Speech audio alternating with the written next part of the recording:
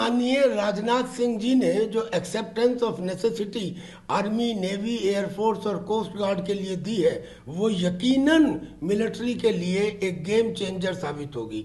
सबसे पहले मैं एयरफोर्स की बात करता हूं, तो एयरफोर्स में उन्होंने 114 राफेल और लॉन्ग रेंज कॉम्बैट मिसाइल और हाई एल्टीट्यूड सैटेलाइट की बात की है। अब इसमें 114 राफेल सबसे बड़ी डील है। ये जो राफेल है, इन राफेल के अंदर खासियत ये है, पहली बात तो ये कि उनके अंदर एडवांस सैटेलाइट कम्युनिकेशन और सारे वेपन्स, ट्रेनिंग, मेंटेनेंस, स्पेयर्स, सारी चीज़ें शामिल हैं।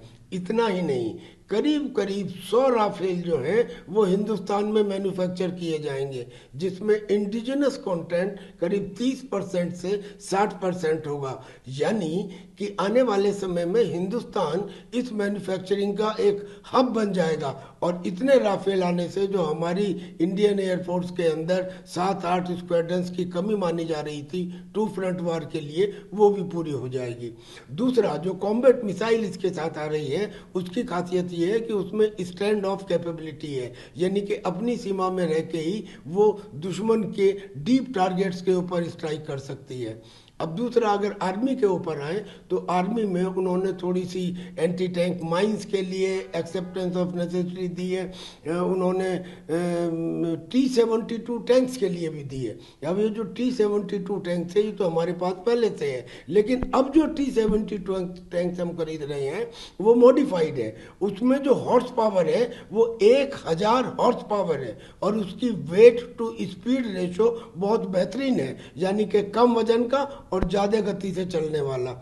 ऐसे ही अगर नेवी में आए तो नेवी में उन्होंने P-8I जो रिकॉनाइसेंस सर्विलेंस एयरक्राफ्ट है, जिसमें इंटेलिजेंस, रिकॉनाइसेंस, सर्विलेंस, इस सब की कैपेबिलिटी है और अटैक कैपेबिलिटी है, उसके लिए एक्सेप्टेंस दी है। इतना ही नहीं, उन्होंने 4 मेगावाट की गैस टरबाइन के लिए भी एक्सेप्टेंस दी है। इसके आने के बाद फिर हमें फॉरेन मैन्युफैक्चरर्स के ऊपर डिपेंड नहीं रहना पड़ेगा। और ऐसे ही उन्होंने इंडियन कोस्ट गार्ड के लिए भी electronic system, optical system, infrared system, ऐसे सिस्टम खरीदने के लिए स्वीकृति दी है। इन सिस्टम्स के आने से हम कोस्टल सर्विलेंस बेहतरीन कर पाएंगे। अभी कुछ दिन पहले आपने देखा होगा कि एक वीडियो आया था जिसमें पाकिस्तान के जैश ए मोहम्मद और लश्कर ए तैयबा ये कहते हुए दिखाई दिए थे कि इंडिया पे 26/11 की तरह से, मुंबई की तरह से दोबारा पानी के द्वारा अटैक किया जाएगा। लेकिन कोस्ट गार्ड को अब सर्विलेंस के हिसाब से पूरी तरह सशक्त कर दिया गया है। मिलिट्री को दिए जाने वाले इन सामानों से मुझे यकीन है कि हिंदुस्तान की फौज की ताकत कई गुना बढ़ जाएगी।